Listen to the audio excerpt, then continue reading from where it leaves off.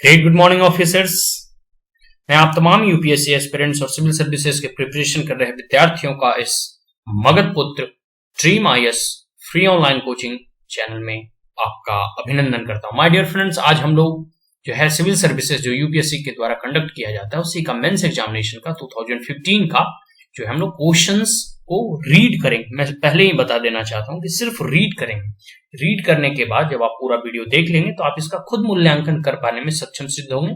Questions का pattern क्या होता है, किस प्रकार के क्वेश्चंस आते हैं, जो हमारा जनरल स्टडीज है, जीएस पेपर है, उस पेपर 3 में कितने क्वेश्चंस लगभग स्टैटिक से आते हैं, यह पेपर कितना डायनेमिक है, तो इन सब चीजों का आप खुद मूल्यांकन करेंगे।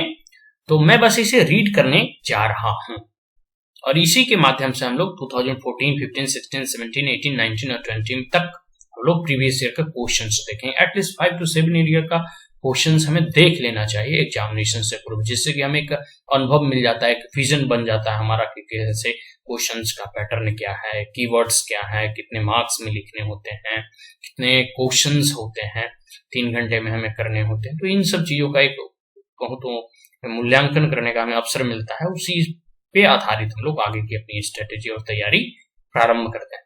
तो हम लोग को मालूम है कि 3 घंटे का ही पेपर होता है। कोई भी जीएस, जीके, एसे या फिर आपका ऑप्शनल, सारे पेपर 3 घंटे के ही होते हैं। ये 250 मार्क्स के होते हैं। और तो आइए देखिए, इसमें कुछ विशिष्ट अनुदेश दिए गए हैं, उसे हम लोग पढ़ने का प्रयास करेंगे। अनुदेश मतलब इंस्ट्रक्शंस कह सकते हैं। क्या क्या इंस्ट्रक्शन है, मैं हिंदी इंग्लिश दोनों में पढ़ते चलूंगा। कृपया प्रश्नों का उत्तर देने से पूर्व निम्नलिखित प्रत्येक अनुदेश को ध्यानपूर्वक पढ़ें। ध्यानपूर्वक पढ़ने के लिए कहा जा रहा है। इसमें 20 प्रश्न हैं जो हिंदी और अंग्रेजी दोनों में छपे हैं। सभी प्रश्न अनिवार्य हैं। प्रत्येक प्रश्न के अंक उनके सामने दिए गए हैं, मतलब कौन प्रश्न कितने, कौन क्वेश्चंस कितने मार्क्स के हैं उसके सामने लिख दिए गए हैं। फिर प्रश्नों के उत्तर उसी मीडियम में लिखे जाने चाहिए जिसका उल्लेख आपके प्रवेश पत्र में किया गया है, और इस माध्यम का स्पष्ट उल्लेख प्रश्न सह उत्तर पुस्तिका के मुख्य पृष्ठ पर अंकित निर्दिष्ट स्थान पर किया जाना चाहिए। उल्लिखित माध्यम के अतिरिक्त अन्य किसी माध्यम में लिखे गए उत्तर पर कोई अंक नहीं मिलेंगे।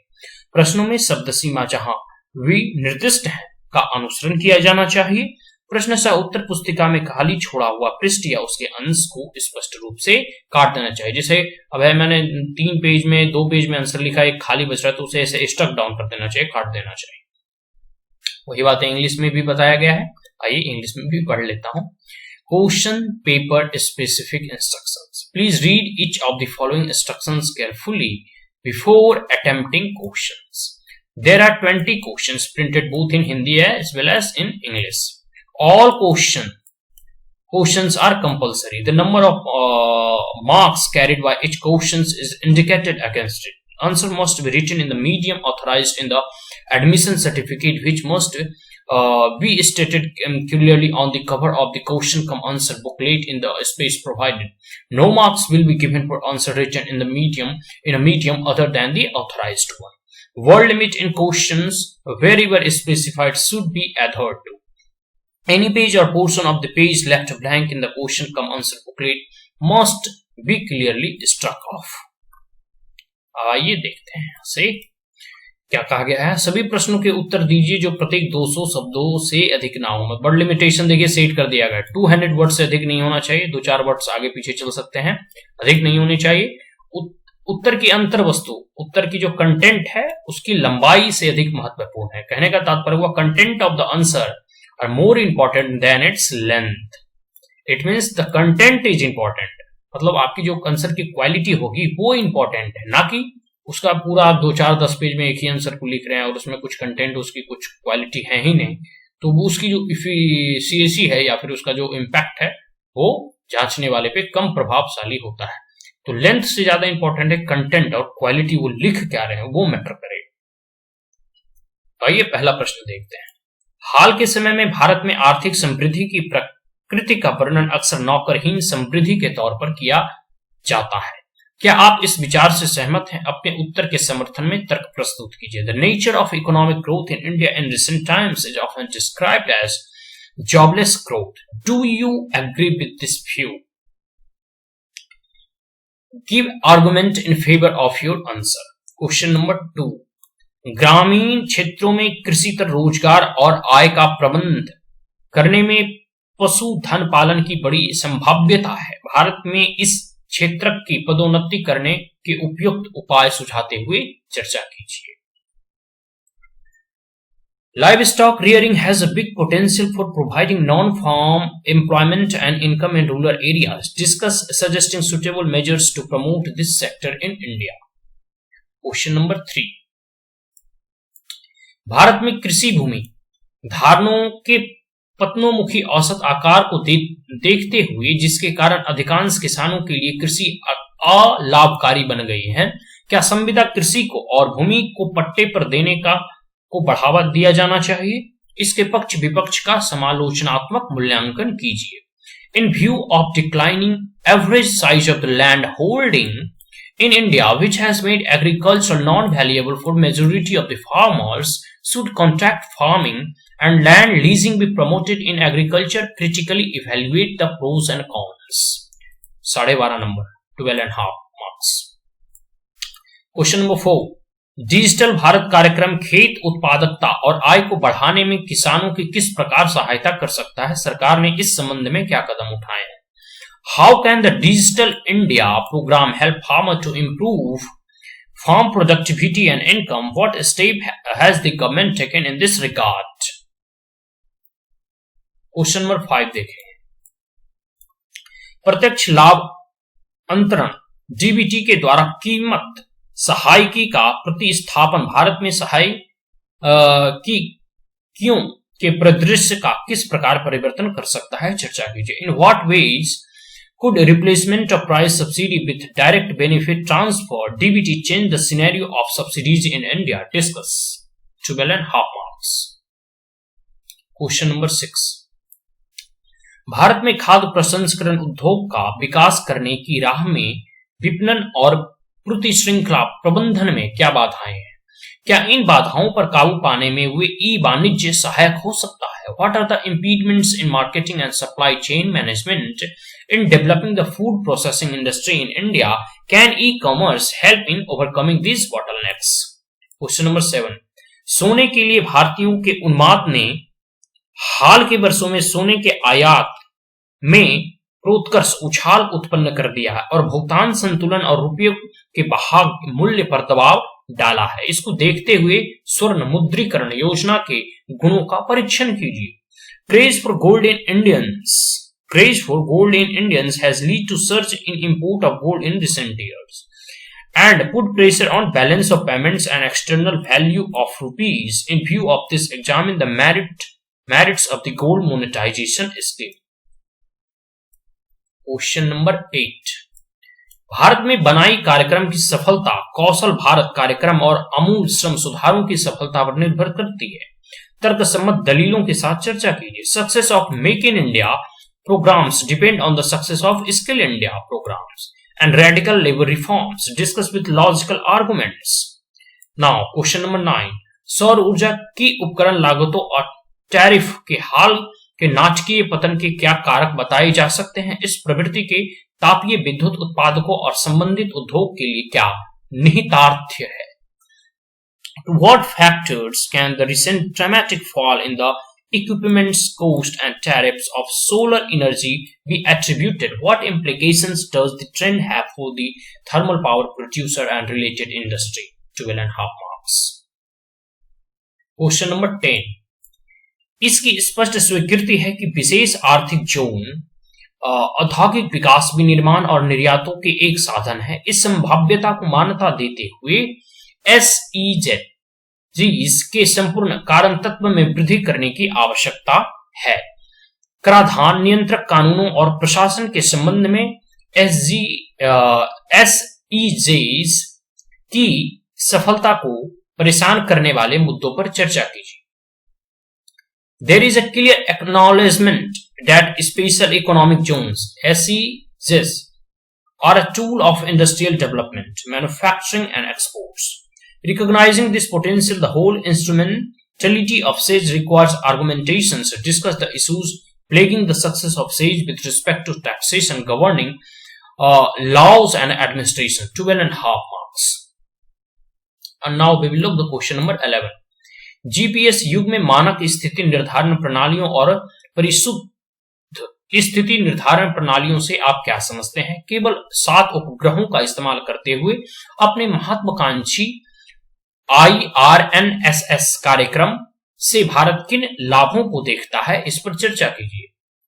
What do we understand by standard positioning system, precision positioning system in the GPS era?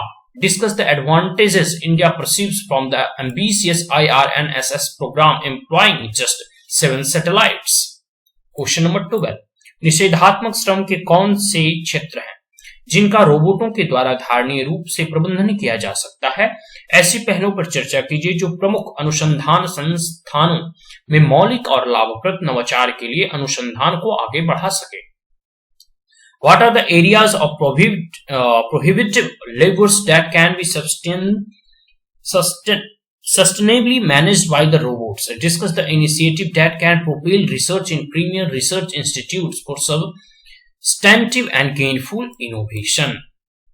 Now, question number 13.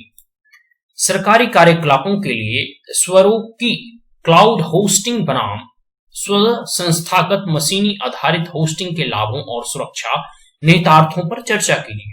Discuss the advantages and security implications of cloud hosting of servers vis-a-vis in-house machine-based hosting for government businesses. Now, question number 14. Bharat की पारंपरिक ज्ञान digital library, जिसके 20 लाख से ज्यादा औषधीय formulations की पर संपूर्ण जानकारी है, त्रुटिपूर्ण पेटेंटों के प्रति देश की लड़ाई में एक शक्तिशाली हथियार साबित हो रही है.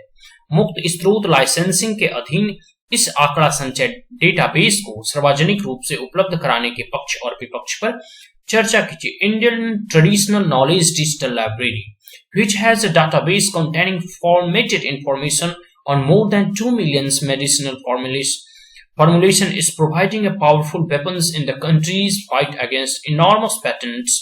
Discuss the pros and cons of making the database publicly available under the open source licensing. Question number 15.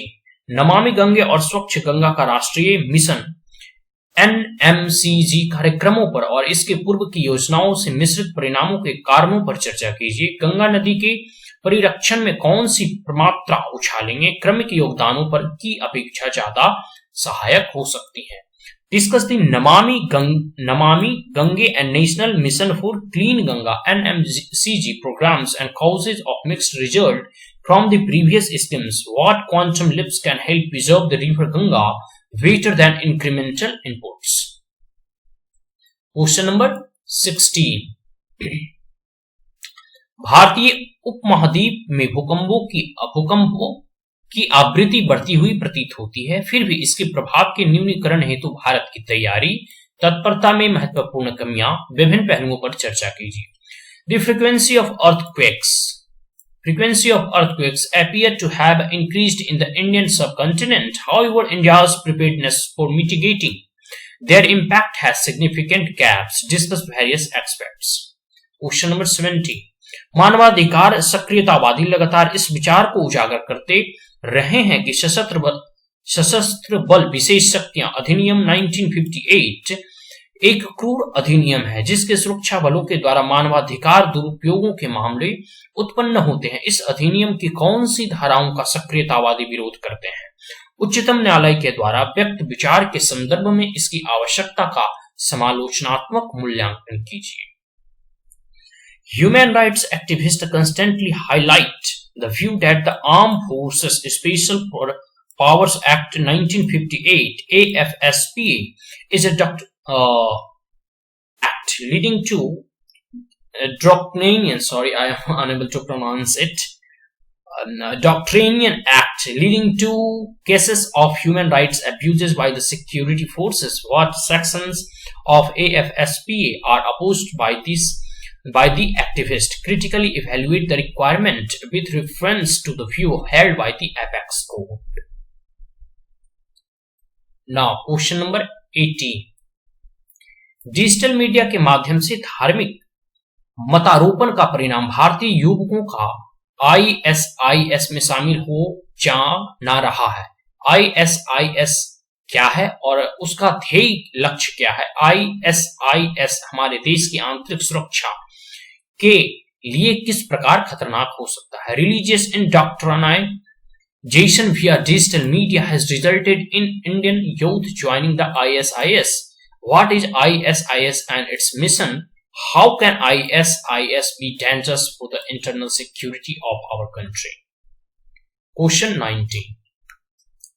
पिछड़े क्षेत्रों में बड़े उद्योगों का विकास करने के सरकार के लगातार अभियानों का परिणाम जनजातीय जनता और किसानों, जिनको अनेक विस्थापनों का सामना करना पड़ता है, का लगन अलग करना है। मलकानगिरी और नक्सलबाड़ी पर ध्यान केंद्रित करते हुए वामपंथी उग्रवादी विचारधारा से प्रभावित नागरिकों को सामाजिक और आर्थिक समृद्धि की मुख्य धारा में फिर से लाने की सुधारक रणनीतियों पर चर्चा कीजिए। The persisting derives of the government for development of large industries in backward areas have resulted in isolating the tribal population and the farmers who face multiple displacements with Malkangiri and Naxalbari. Foki discuss the corrective strategies needed to bring the left-wing extremism, LWE doctrine affected citizen back into the mainstream of social and economic growth. 12.5 marks. Now last but not the least, last questions हैं। Question number 20, विचार करते हुए कि cyber space देश के लिए खतरा प्रस्तुत करता है, भारत को ऐसे अपराधों को रोकने के लिए एक डिजिटल सशस्त्र बल की आवश्यकता है। राष्ट्रीय साइबर सुरक्षा नीति 2013 के प्रभावी कार्यान्वयन में दिखाई देने वाली चुनौतियों की रूपरेखा प्रस्तुत करते हुए इस नीति का समालोचनात्मक मूल्यांकन कीजिए। Considering the threat cyberspace poses for the country, India needs a digital armed force to prevent crimes. Critically evaluate the National Cyber Security Policy 2013, outlining the challenges perceived in the effective implementation. तो हम लोगों ने इस video में शुरू से लेके पहला क्वेश्चन से लेके 20वां क्वेश्चन तक देखा, इंस्ट्रक्शंस देखा। 2015 का जो है वो जनरल स्टडीज पेपर 3, सामान्य अध्ययन पेपर 3 का हम लोगों ने जो है वो क्वेश्चंस को रीड किया। अब इस वीडियो को आप पूरा देखें, बार बार देखें और उसका खुद विश्लेषण करें। The patterns, the way of asking the question by the UPSC, किस किस सेक्शन से कौन कौन से क्वेश्चंस आ रहे हैं, कौन कौन से इंपॉर्टेंट बिंदु है। ये एक डायनेमिक पेपर है और current affair based related issue से आते हैं, प्रश्न ज्यादा पूछे जाते हैं, बजट से पूछे जाते हैं। आशा करता हूँ कि वीडियो आपको अच्छा लगा हो तो हमारे चैनल को लाइक शेयर एंड सब्सक्राइब जरूर करें। Thank you, have a great day.